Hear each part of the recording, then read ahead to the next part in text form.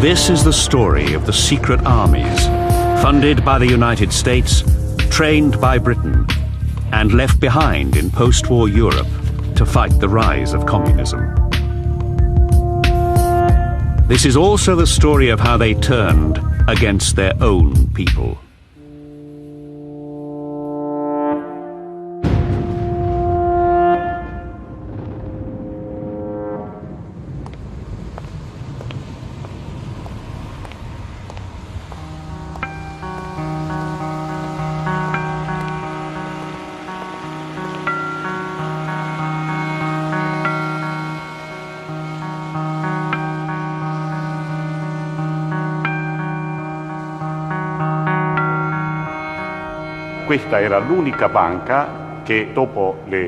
This was the only bank in Milan that stayed open after 4 p.m.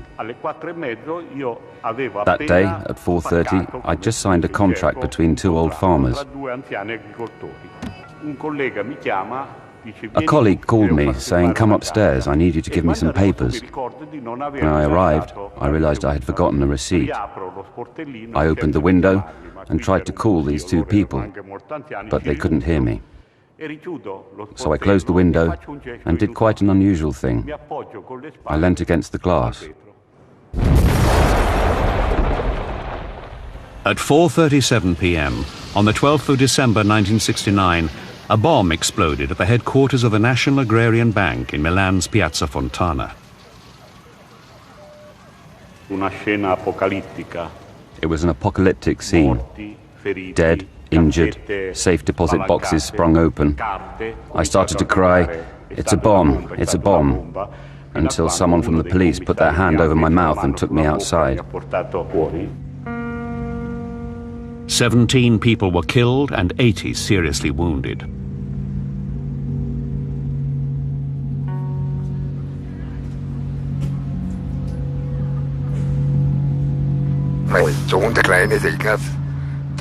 My little son Ignaz came home from his first day at school and asked me, "Dad, can we go to the Oktoberfest?" So I said, "Okay, let's go." They went on the ghost train, and my daughter, who was older than him, cried when she came out. So my son called her a scaredy cat.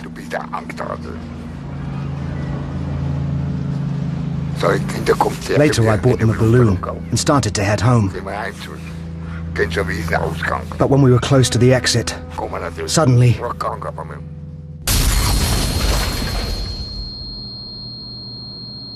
The bomb that exploded at the Munich Oktoberfest on the 26th of September 1980 killed 13 people and injured over 200. When I regained consciousness, I started to look for my children. First I found my little boy. I asked him, "Are you okay?" He answered, "It's nothing, Dad. I just feel cold." So I turned around and went a little further to where my daughter was lying. Her whole body was torn open. She said to me, and I will never forget these words, "Dad, help me, will you?" Then she died. My son had 2 bomb fragments right through his head. So both of my children died. I just can't help wondering, why?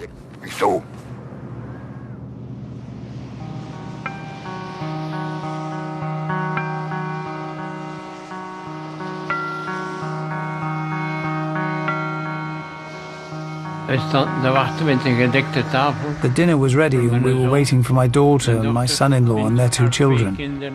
Saturday was our family day.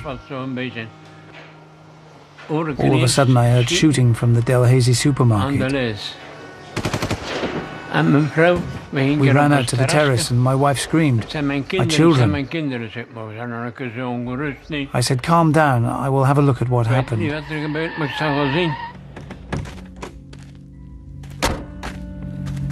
The doors to the supermarket were wide open and a crowd was pushing out. I wanted to go in, against the tide, but people were saying, "Don't. People have been shot in there." Then they told me that my whole family had been shot.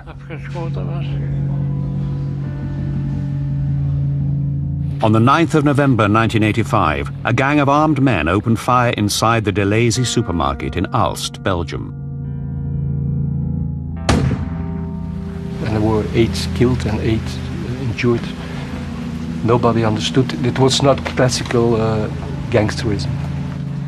The slaying was just one of a staggering 16 similar attacks carried out between 1982 and 85 that came to be known as the Brabant massacres. In total, 28 people died and 20 were injured. To this day, the killers have never been identified. René de Witt believes that it must be in someone's best interests that they're never found. If you discover the killers, you probably also discover other things. Over a period of about 15 years, Europe was rocked by a series of terror attacks. The lives of thousands of people were turned upside down. But to this day, many aspects of the attacks remain a mystery.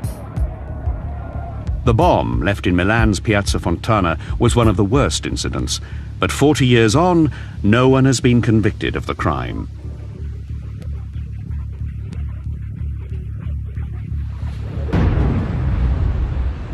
Public prosecutor Guido Salvini has tried repeatedly to convict the men he believes were responsible for the bombing.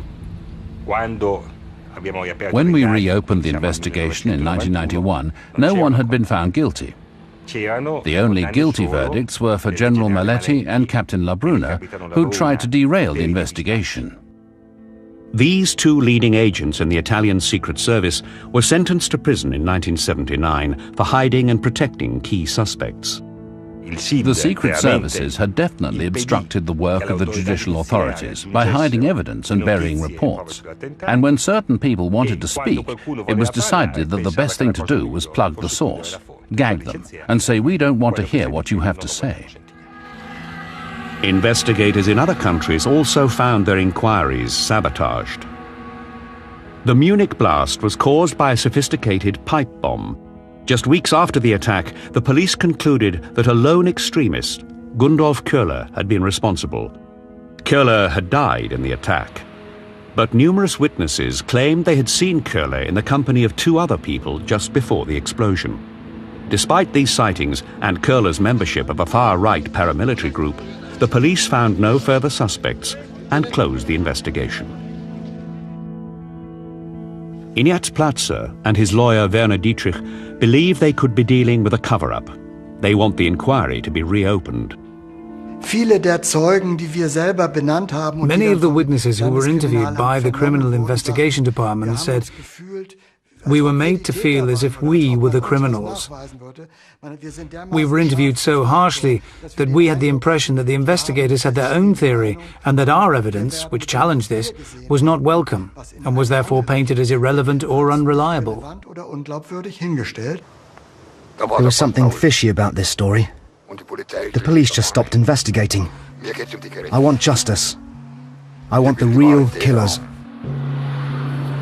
For many years, the various European terror attacks were viewed as unconnected events, the work of local terrorists.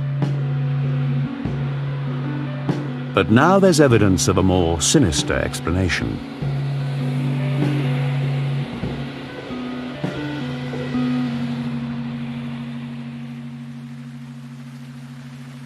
A car bomb in Italy, not long after the Piazza Fontana incident, helps shed some light on the other terror attacks in Europe. In 1972, near Petiano, in the northeast of Italy, a blast killed 3 policemen. Eventually, investigators trained their sights on Vincenzo Vinciguerra and his right-wing terrorist group Ordine Nuovo. Public prosecutor Felice Casson spent 10 years investigating the attack. First of all, the extreme left was accused. And then, because this line of inquiry didn't hold up, the state accused small local gangsters. At a certain point, it became clear that the Carabinieri, the secret services, the police, and even the magistrate's office in Gorizia had all played a major role in trying to derail the investigation. Investigators discovered that members of the Carabinieri and the Gorizia magistrate's office had doctored and suppressed crucial evidence in a bid to implicate left-wing extremists. It was the entire apparatus of state that covered up the movements of these neo-fascists who carried out this massacre.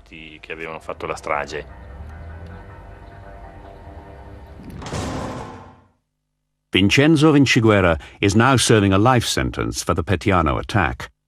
But testifying in court in the mid-1980s, he claimed that he and his right-wing group were protected and supported by a wider, shadowy organization that was connected at the highest levels to the military secret service.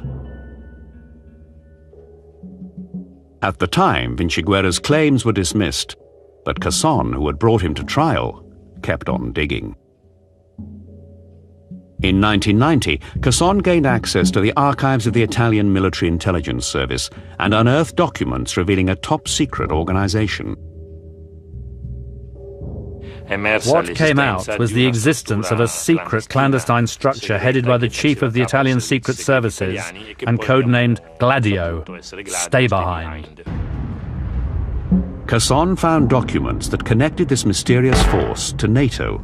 The Italian Prime Minister, Giulio Andreotti, was forced to go public, causing a major European scandal. Andreotti admitted that the secret organization Gladio existed. He also revealed that it was part of a much wider network of secret stay-behind armies coordinated by NATO throughout Western Europe during the Cold War. Britain and the US had secretly trained and recruited civilians and military men in many European countries. Their role, according to the official version given by Andreotti, was to form a resistance movement in the event of a Soviet invasion.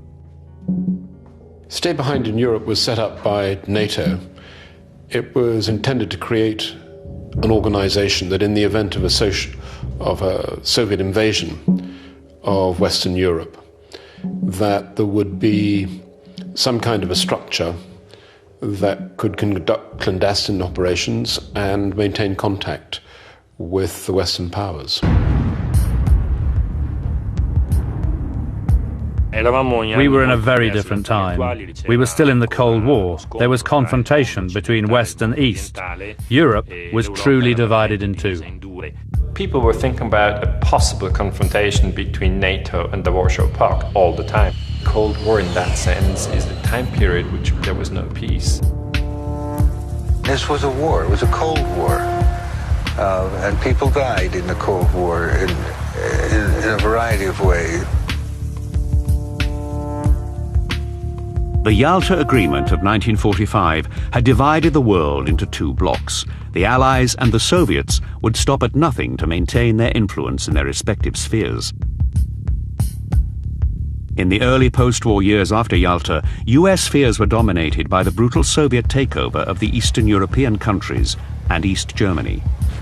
Russia's gigantic military machine stood almost intact, by far the biggest still left in the world. The Allies' greatest concern was that the Soviets would march into the rest of Germany and even cross the Rhine. Historian Daniel Ganser is the first to have examined the stay-behind networks in Europe. NATO planners knew that the Soviet Union had a lot of manpower on European soil, so the Soviet Union could move very quickly to the Atlantic. And if you have such a situation, you must gain access to the territory again, and that was difficult. So they said, why don't we do it before? Okay, we set up arms caches, we put guns and munition and gold and whatever you need into these arms caches, and we have people already trained who know each other. And these people then can become active in case of a Soviet invasion as a guerrilla. In very straightforward terms, an organization, once it had been created, would nominate trusted individuals who would be recruited to participate in Stay Behind. They would then undergo training, and some of them would come to England. They would go to Fort Monkton, which is the SIS training facility just outside Gosport, and there they would be taught tradecraft, clandestine communications, exfiltration, infiltration techniques, and then once they had completed the course, they would return to their normal activities. Most likely they would be reservists. The concept of stay behind was born out of the Second World War experience of the Special Operations Executive, a branch of the British Secret Service, MI6. Special Operations Executive, its main role was sabotage in Europe, working with networks in France, Belgium. They were there to disrupt German lines of supply, blow up trains, etc. Shortly after war ends, these same networks are then turned around against the Russians. The Americans came in the late 1940s with lots of money. They had the resources, they had the equipment, they could outdo MI6 in all areas. We're going to send the men who can train them to fight that kind of war. And we have these men, experts in this kind of guerrilla warfare? You bet we have. After the Second World War, Britain and the US established a secret network of stay-behind armies in over 15 European countries, including neutral Switzerland and Austria.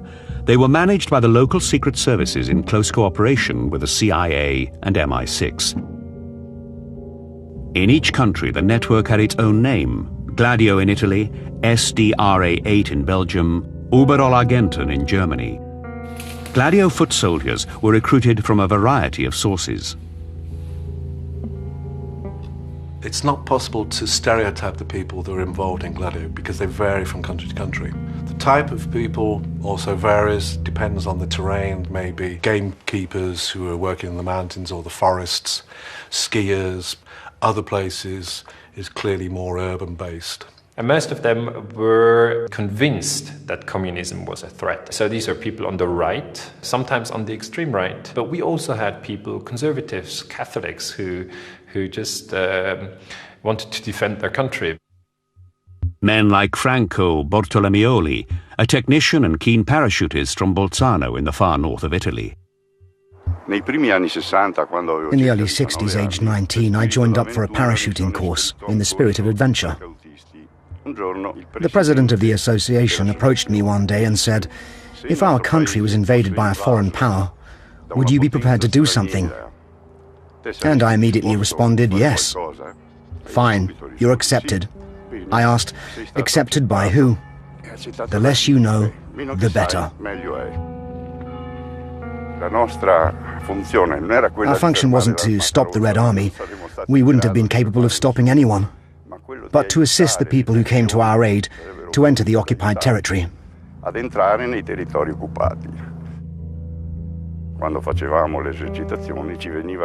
When we trained, we were told that on a specific day at a specific hour, a plane would arrive and it would drop 1 or 2 teams of soldiers, English or Americans, special forces, who would have to take action. It was hypothesized that perhaps they would have to overrun a barracks belonging to the invaders. All kinds of people were recruited to the paramilitary groups in a tradition established by the Allies in the years immediately after the Second World War. They took seriously the old adage that the enemy of my enemy is my friend, even enlisting prominent Nazis to the anti-Soviet cause. One of them, the SS spy master Reinhard Gehlen, would become the founder of the first post-war German secret service, which would later oversee the country's stay-behind network. In the early years of the Cold War, no one did more than Gehlen to feed US fears of a growing Soviet menace. President Truman poured millions into a variety of covert operations and intelligence programs to counter the communist threat. America's National Security Act of 1947 provided the legal foundation for covert action and what was termed unorthodox warfare. The strategy was carefully outlined in the National Security Council Directive 10/2. It would greatly influence the way the American Secret Services operated. NSC 10/2 says that all means must be used, including setting up secret armies, including manipulating the population with fear or propaganda, and that a lot of money must be poured into this. The 1948 communist coup in Czechoslovakia, the Berlin blockade, and the outbreak of war in Korea did much to nurture American fears of a Soviet invasion in Europe. Suspicion spiraled on either side of the Iron Curtain. And behind the official face of NATO, the drive to organize and establish the secret stay-behind networks in Western Europe intensified. In the years after the Second World War, the communist parties in Western Europe made huge gains in popularity. Their relationship with their Soviet comrades was of great concern to the United States. At that time, Peter Sickle was head of the CIA office in Berlin. You had a very strong Italian Communist Party, French Communist Party, so there was a sense of insecurity because we also knew that the Russians availed themselves of those communist parties for political action.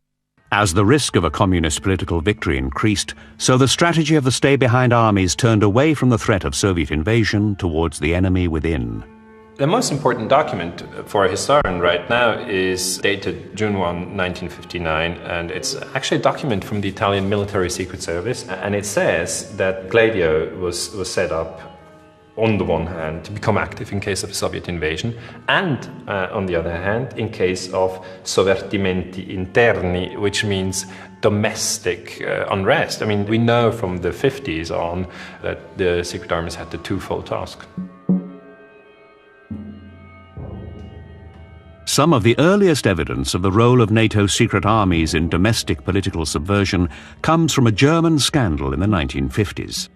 In 1952, we had a member of the German stay-behind network walking into the police station in Frankfurt and saying, "I am a member of a secret army.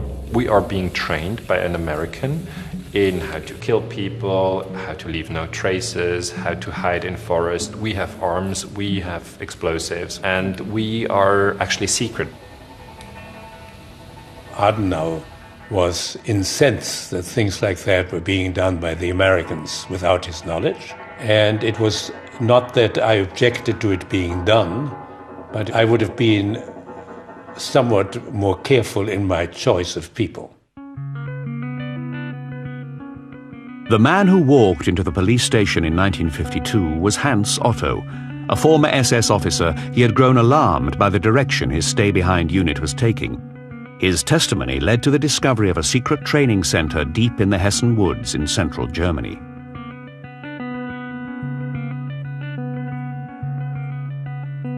But what came as the biggest shock to investigators was that the paramilitaries seemed to have been handed a sinister political mission. They had lists of people whom they wanted to kill, respected members of the community. And we always wonder, assassinated in case of a Soviet invasion or assassinated in case of a domestic change of power. And at that point, everybody thought there would be a very thorough investigation of the German stay-behind. But no such investigation followed. After some deft diplomacy between the US and Germany, the 100 alleged conspirators, all right-wing extremists, were released. The case was quickly closed and forgotten, until a new scandal hit the headlines 30 years later.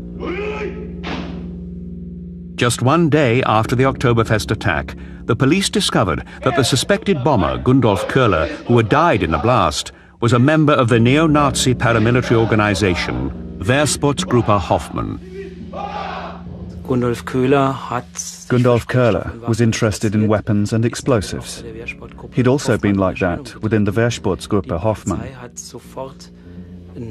Immediately after the attack, the police searched his parents' house in Donaueschingen and found what they described as a bomb factory.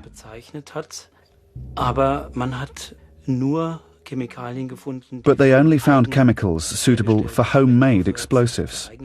Yet it was discovered that high-grade military explosives had been used in the Munich attack. One has to ask oneself how he got hold of this kind of explosive. In the days that followed the bombing, the police interrogated some of his comrades. These people, during interrogation, said, "We had our weapons and the explosives from another right-wing extremist, and his name is Heinz Lemke." And the funny thing is, this was never investigated.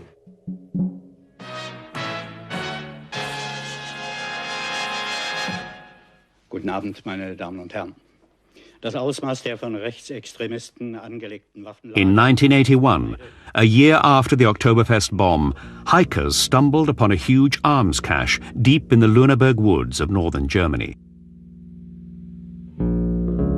It belonged to forest ranger Heinz Lemke. Lemke was a right-wing activist with extensive contacts in the German neo-Nazi scene.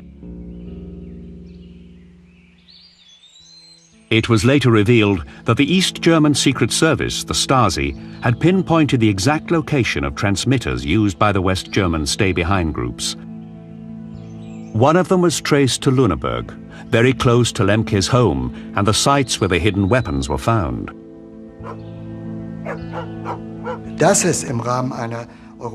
Weapons caches such as these were in the remit of a European strategy. That much is proven. But if you were then to investigate how much Lemke had to do with all this, to what extent he had weapons and explosives at his disposal, and to what extent these were similar or identical to the explosives used in the Oktoberfest attack, such an investigation would yield results. After his arrest, Lemke told investigators about the existence of a further 30 arms caches. He also said he was prepared to reveal his backers.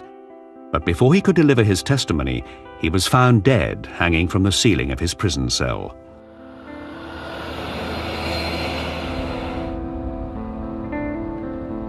His death provides a chilling link to the Brabant killings in Belgium. Evidence there also points to a link with a paramilitary organization. Police Commissioner Eddie Voss has been investigating the Brabant killings for many years. We found out that there was a specific modus operandi, and that each person in the gang had his role. There was one guy that started shooting right away, and the way he fired and the way he positioned himself made me think of someone who has been trained in how to handle a gun. In 1990, a Belgian parliamentary report concluded that the killers must have been members or former members of the security forces, right-wing extremists who enjoyed a high level of protection. The Brabant killers were from a certain elite, and they were guaranteed impunity.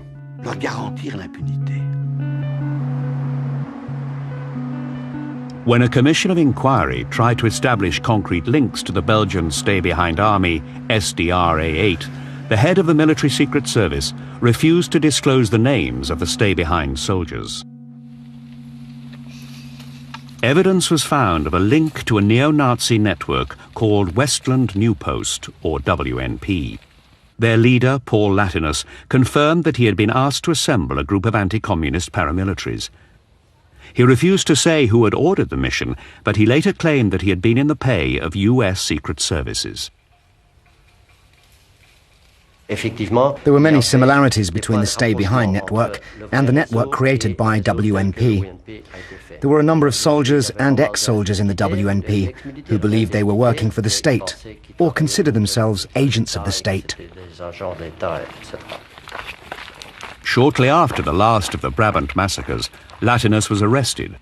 But before he could talk, like Lemke in Germany, he was found dead in his prison cell, with a telephone cord around his neck. But why would secret right-wing armies terrorize peaceful countries like Belgium, Germany and Italy in the heart of Western Europe? The answer lay in a shift in Cold War thinking. The end of the Cuban Missile Crisis of 1962 brought a kind of stability to the Cold War. A conventional Soviet invasion of Western Europe no longer seemed likely in the face of a stalemate in which East and West held each other in check with nuclear missiles. America was now determined to build up and expand its bases in Europe, and Italy was a key site. But Italian politics were unstable. The left was still gaining ground and had the potential to upset Washington's plans. Richard Gardner worked in Italy on behalf of various US administrations for over 20 years. Italy was a key element in the southern flank of NATO, and the Communist Party of Italy opposed every practical measure to strengthen NATO. So there was concrete evidence that Italy could not be a good NATO ally if the communists took control. The nuclear stalemate and the rise of domestic communism saw the purpose of the stay-behind armies revised. The CIA was beginning to realize that these stay-behind operations were of no significance, except that they served as a network to keep strong anti-communist people together and to keep them motivated. It was almost like a club, a fraternal organization. In 1965, the creme de la creme of the Italian right and the secret services met in a luxury hotel in Rome. This meeting of what was known as the Istituto Polio would radically alter Italian society. It wasn't just far-right extremists there, but also political scientists, researchers of revolutionary war, and officials of the chiefs of staff. So there were many who believed that you needed to take preventative action against communism with all means available. At Instituto Polio, the head of the army and the military secret services said very clearly what they wanted to do. They spoke of the fourth dimension of war. After the first phase of the ground war, the second phase of the Navy, the third phase of the Air Force, the fourth phase is the phase that deals with the conquest of the hearts and minds of the population.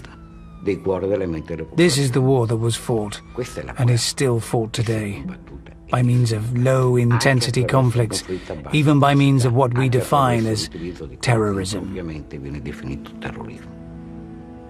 Many different groups took an active role in this fourth phase of the fight against communism. Among them was the Italian stay-behind network Gladio, parts of which now became directly involved in domestic political subversion. Of course, the individual militant or soldier from Gladio didn't know exactly who was above them in the hierarchy. But we know that the bosses of Gladio were in contact with those of the secret services, and this makes us think that perhaps there was this higher direction. After the Polio meeting in Rome, Italy was hit by a series of bombings. At first, they caused only material damage, but with the Piazza Fontana massacre in 1969, one of the darkest periods of Italian history began.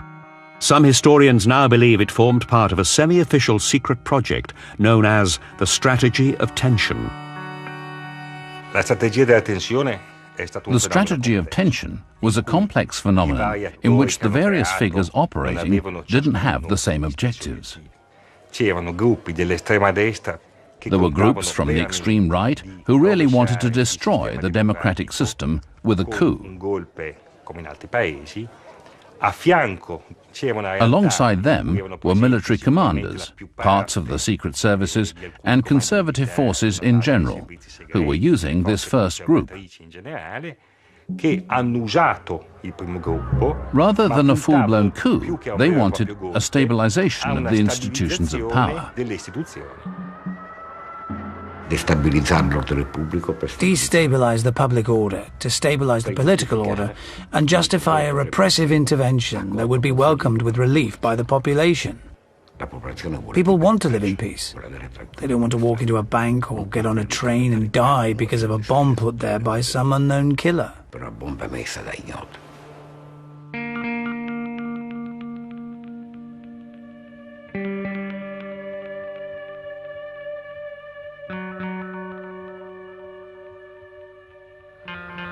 In Belgium, Police Commissioner Eddie Vos has come to a similar conclusion. He suspects the Brabant attacks were designed to create widespread fear. Here in Belgium, we had soldiers in nearly all the car parks of the big supermarkets. We had to do our shopping with 2 snipers on the roof. We were extremely frightened. And that fits into this strategy, which was an important element of terrorism. Belgium was scared. Once fear has been instilled in a population, you can make them do anything. The Brabant killings in the 1980s took place at a time of political unrest in Belgium. Tens of thousands of demonstrators had taken to the streets to protest against US plans to station new nuclear rockets on Belgian soil. It was a very troubled period in Belgium. We had hundreds of thousands of people on the streets demonstrating against the installation of missiles, and not everyone was happy with that. People realized that Belgium was the slack belly of NATO, and we had to prove to the American big brother that we were serious. The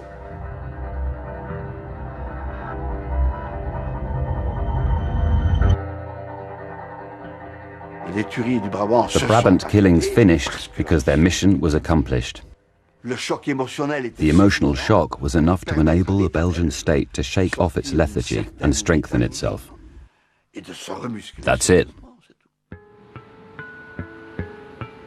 In Germany, the Oktoberfest bomb also exploded at a crucial moment.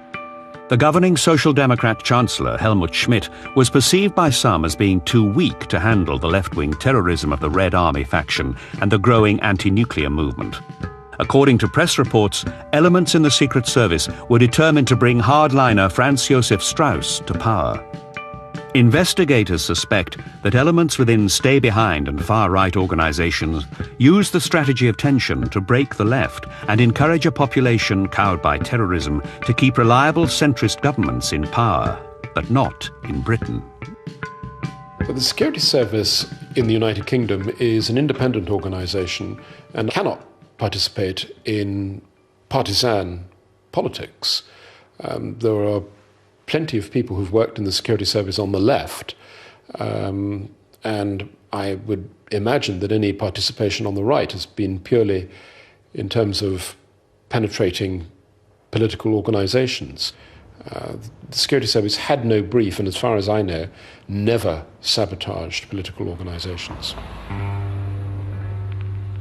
The interference of foreign secret services in European politics is hard to prove, but there is some evidence from the Piazza Fontana inquiry. Perhaps the most interesting discovery we made during the investigation was the relationship between the cells of Ordine Nuovo, the extreme right-wing group from Veneto, and the American bases situated in that region. I visited our station in Rome in September, October '69, and the chief of station told me that he was having some problems with naval intelligence, which wanted to run some operations in Italy, some clandestine operations, and he seemed annoyed. And he said, I told him, I don't care if they run any operations, just as long as they don't interfere with any of CIA's work. While investigating the Piazza Fontana bombing, prosecutor Guido Salvini established the involvement of Carlo Di Giglio, a terrorist with the far-right paramilitary organization Ordine Nuovo, and an informant for US naval intelligence. Carlo Di Giglio was a militant for Ordine Nuovo. He dealt with the logistics side of things. He was a weapons expert and a central figure. He regularly visited US bases, such as the one in Verona. He was inserted by the US into their informers network. He kept them informed about what he was doing, and he also received instructions from them. So he was a kind of double agent. He told us all this in detail. When you speak of Carlo Di Giglio and the work he carried out at Piazza Fontana, you need to describe him in the correct terms. Not as a fascist, but as an agent of the secret services and the son of an agent of the secret services. It was the secret services that sent him to carry out this work for them inside the far right.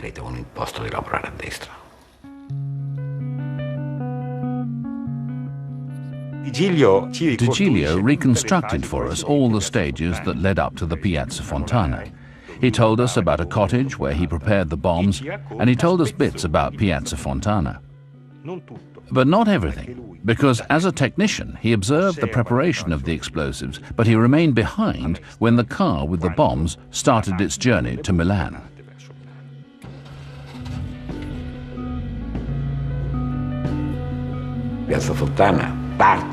Piazza Fontana was conceived to enable the President of the Republic and the serving government to declare a state of emergency. It was an institutional coup d'etat. In 1969, the mechanism seemed perfect.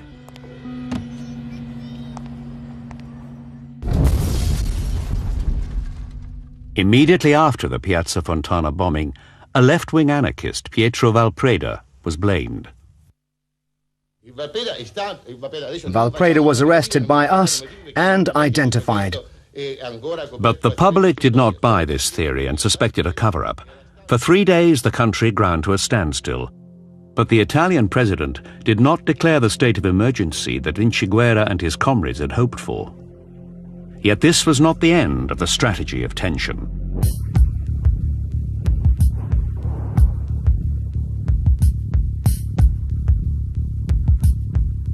Over the following decade, the Italian people were tormented by a series of terrorist attacks.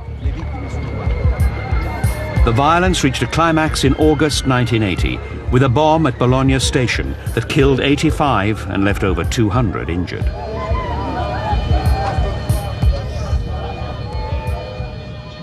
Convicted terrorist Vinciguerra believes that ultra-right groups such as his own were manipulated by the state.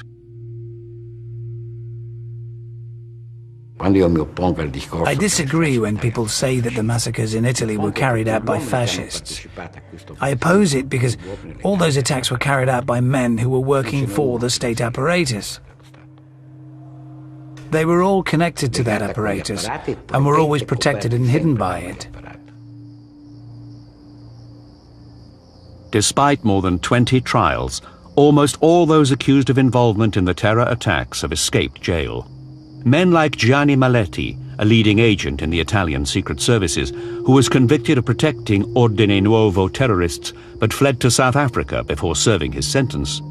Or Delfo Zorzi, who is believed to have planted the Piazza Fontana bomb and who now lives in Japan. I was convinced for years that you can make mistakes in good faith. In the end, I've made mistakes myself belonging to this organization. But at a certain point, you have to tell the truth. In Italy, many of the terror attacks are still unsolved. For the Piazza Fontana murders, we still haven't found anyone guilty from a judicial point of view, even if the truth is in the thousands of documents collected by the Commission of Inquiry into the attacks.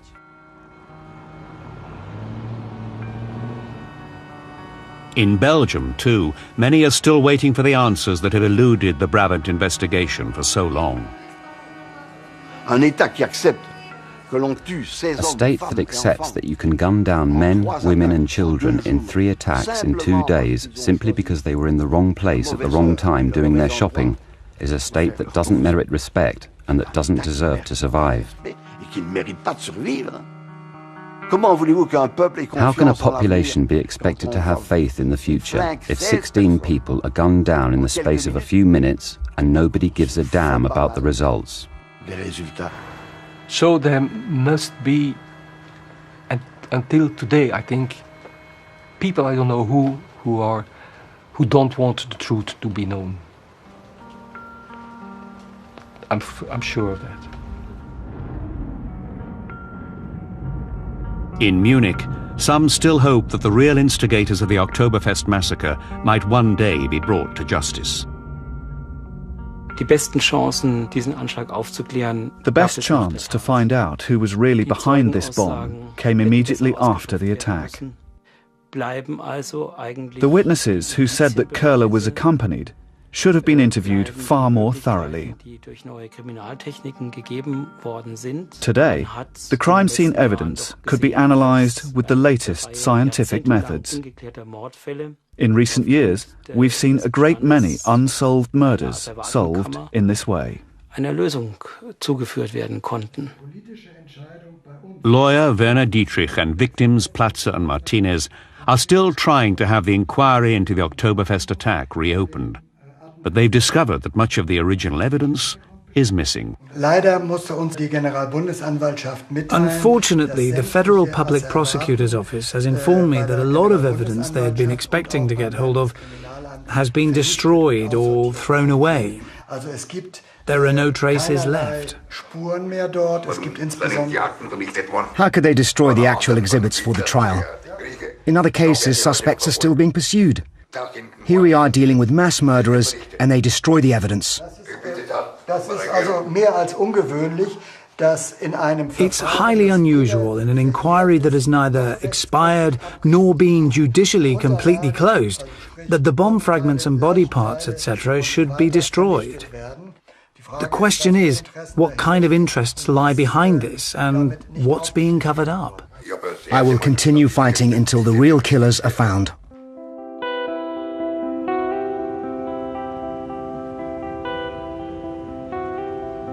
NATO's secret army is an unfinished story. In November 1990, the European Parliament condemned Gladio and Stay Behind, requesting full investigations, which have yet to be done, and the complete dismantlement of these paramilitary structures. But 20 years on, there's no real proof that these secret armies have been disbanded.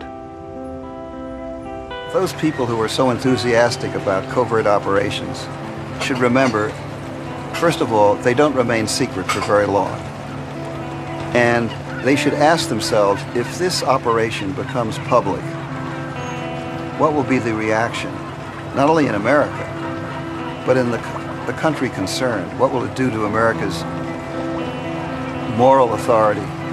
The legacy of stay-behinds is that the tactics that created the stay-behinds in the first place are still in place and continue to be used today. They are standard operating procedure. The people who pay the primary price for this are ordinary men and women globally. The post-war fear of communism had created a secret army with deadly consequences. As wars are conducted against the new enemies of the West, can we believe that the lessons of the stay-behind armies have been learnt?